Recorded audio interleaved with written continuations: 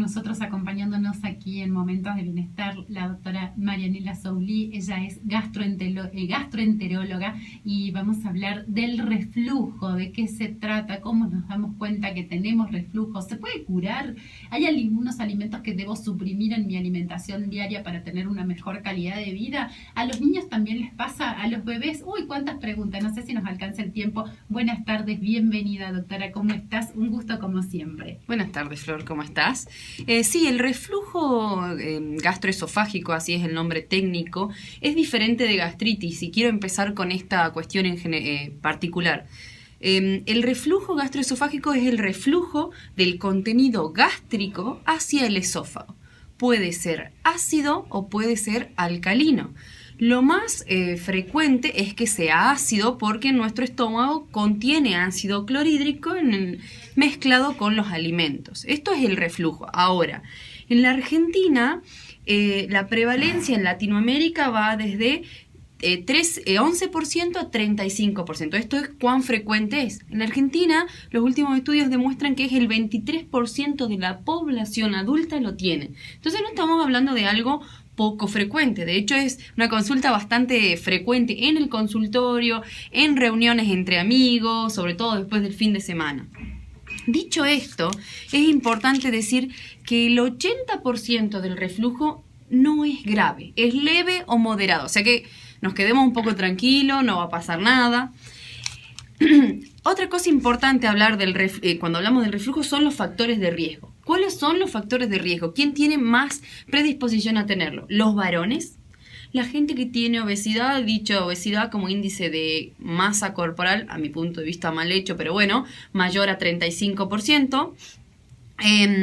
Las personas que tienen hernia de hiato, la famosa hernia de hiato, que ya vamos a hablar un poquito, la gente que fuma, los tabaquistas, la gente que toma determinados medicamentos, como la amlodipina, que es un medicamento muy utilizado para la hipertensión arterial, o la gente que toma benzodiazepinas, como el alprazolam, el clonazepam. Esas personas también tienen más predisposición, que son las pastillas para dormir. Exacto. O para tranquilizarse, tienen más predisposición a tener reflujo gastroesofágico. La historia familiar. Si vos tenés una historia familiar de primer grado, madre, padre, que tiene reflujo, vos tenés entre un 18 y un 31% más probabilidad de tenerlo que una persona que no tenga ese antecedente. Y obviamente la bien ponderada dieta y estilo de vida, que siempre hablamos de todo esto y que se interrelaciona. Vos me preguntabas si los niños lo podían tener. Aclaración número 1, yo soy gastroenteróloga de adultos, sí. Pero el reflujo gastroesofágico es una patología diferente al reflujo del lactante. Estamos hablando de dos cosas diferentes, ¿sí? Por otra parte, ¿qué es lo importante a destacar en todo esto? Es que, ¿viste que yo te decía de la hernia de hiato? Sí. Bueno, el 70% de las personas que tienen una hernia de hiato van a tener reflujo. Ahora, el 40% solamente de las personas que tienen reflujo van a tener hernia. Entonces, no es que vos tenés hernia, vas a tener reflujo. No necesariamente. Ahora, ¿todos los reflujos son por hernia? No necesariamente. ¿Y qué es la hernia de hiato? Es que una pequeña parte de nuestro estómago, en vez de estar en la cavidad abdominal, está en la cavidad torácica, está separado. ¿Por qué refluye el contenido? Bueno, hay muchas causas. La causa más frecuente es porque nosotros lo que separa el esófago del estómago es un esfínter, es como una gomita, ¿sí? Que se abre solo cuando comemos. Ahora, ¿por qué refluye el contenido? Que es en vez de ser de arriba para abajo, normalmente como es la comida, es de abajo para arriba. ¿Por qué? Porque hay veces que se llama que hay una relajación transitoria, o sea, se relaja transitoriamente ese esfínter y entonces refluye el contenido. Bien. Por otra parte, a ver, ¿qué te digo de esto? Vos me preguntabas también si se pueden hacer cosas. Sí, definitivamente se pueden hacer cosas para el reflujo gastroesofágico. Siempre hay que tomar medicamentos, siempre hay que hacer un largo tratamiento, o con un tratamiento corto puedo decir, bueno, estoy curada. Lo que pasa es que la intervención que más resultó ser más beneficiosa es bajar de peso. Esa es la intervención que resultó ser más beneficiosa. Más beneficiosa que los protectores gástricos, omeprazol, lansoprazol, pantoprazol, etc. Pero todos si no los tengo azoles. sobrepeso y igual tengo reflujo. Ahí es donde, porque la gran mayoría tiene sobrepeso. Ahora, ahí es donde entran los estudios a realizarse. Bien, no todas las personas que tienen reflujo tienen que realizarse una endoscopía. O sea, persona joven que tiene reflujo, ¿qué es reflujo? Una vinagrera que sube y baja, un ardor acá en el esófago, o hay veces que vuelve el contenido del estómago a la boca, ¿sí? Eso se llama regurgitación. Es diferente, pero esos son los dos síntomas principales. Si vos sos joven, tenés alguno de estos síntomas y no tenés antecedentes de mamá, papá con cáncer gástrico y demás, con que tomes medicación, como te dije previamente, por un tiempo que en general se lo hace por 4 o 8 semanas, probablemente lo soluciones. Si solucionas el tema ¿por qué lo tenés? Por ejemplo, porque comes muchas comidas con grasa. Ustedes fíjense que después de comer la parrillada completa el fin de semana, es probable que tengamos reflujo por más que no estemos con sobrepeso. ¿Por qué? Porque la grasa le dice al esfínter, esa gomita, bueno, nos abramos, ¿sí? Entonces ahí hay reflujo y no necesariamente lo puedes tener todos los días. Ahora hay una diferencia. Una persona puede tener reflujo de vez en cuando, yo tengo reflujo de vez en cuando, probablemente vos también. Ahora, la enfermedad por reflujo gastroesofágico tengo reflujo todos los días. En ese caso, si no mejora con los medicamentos que dije previamente, hay que hacer una endoscopía. ¿Por qué? Porque hay que ver si está lastimado el esófago, ¿sí? Y en esos casos se hacen otros tratamientos. Hay otros estudios como la pH impedanciometría, pero es mucho más complejo de explicar. Si uno diría, bueno, ¿cuál sería el tratamiento? Sería evitar las comidas con alto contenido de grasa. Si estás con sobrepeso, disminuir paulatinamente tu peso. No haga la dieta de la luna, porque sabemos que eso hay un rebote después.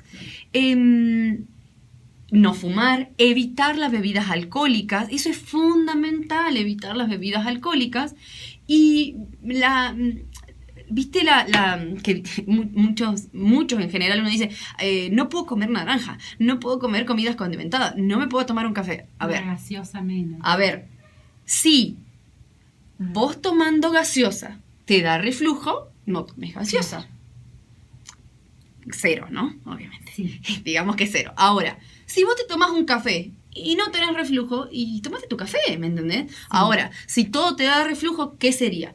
El café, la Coca-Cola, el chocolate, los picantes. Pero, el mate. Pero ahí insisto, hay que diferenciar la acidez gástrica del reflujo. Es verdad que muchas personas comparten las dos sintomatologías, pero en general vos podés tener reflujo simplemente, por ejemplo, si no esperaste por lo menos 1 hora antes de acostarte, claro, para ir a dormir, desde la comida hasta ir a acostarte.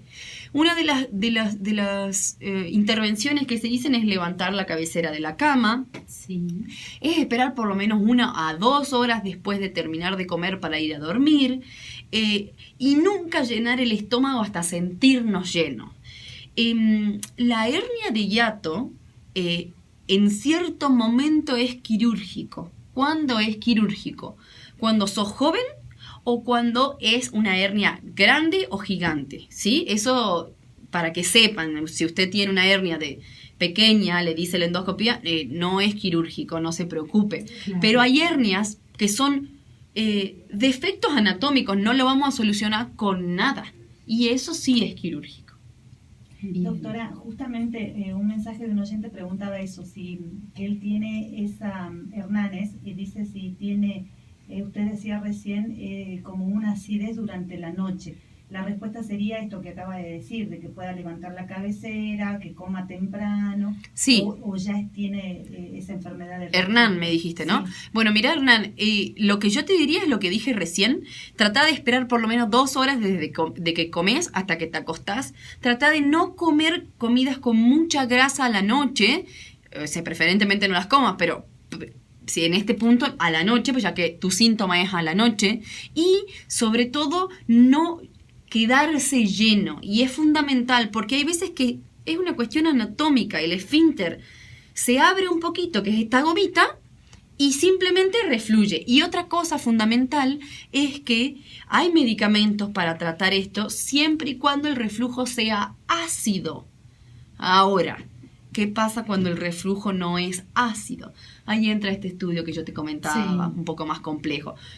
La gran mayoría son fáciles de solucionar y sin ningún mayor problema. Doctora, como para cerrar, le tenemos que decir a los oyentes que primero no se automediquen, que no digan tengo reflujo porque tal vez no tienen reflujo. Claro. Lo que tienen es otra cosa que se tiene que tratar con otra medicación. Fundamental. O directamente con un cambio de alimentación. Fundamental. ¿No es cierto?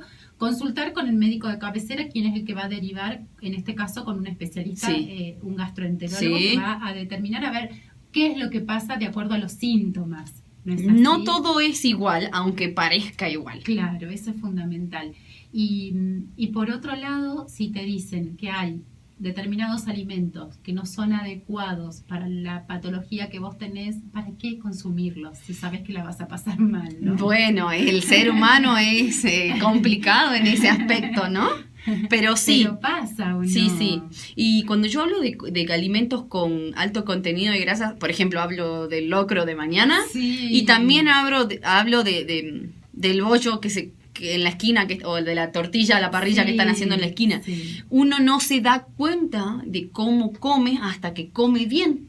Y los síntomas, una persona que tiene reflujo y hace lo que tiene que hacer, alimentación, si es necesario medicación, y cambios del estilo de vida, el 80 al 90% se soluciona. ¿Cuáles no se solucionan?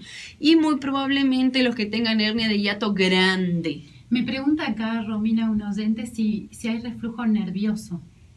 Ay, yo soy acérrima con esas cuestiones. No es que exista un reflujo nervioso, es que, ni existe una gastritis nerviosa tampoco, es que cuando uno está nervioso lo siente más. Las cuestiones nerviosas son cómo uno siente lo que le pasa, no que le suceda porque está nervioso. ¿Me entienden lo que le digo? Una cuestión. Mismo, No. Hay muchas definiciones de patologías por nervios y en realidad es que uno lo siente más. En general hay personas que cuando están nerviosas su forma de sentir se exacerba.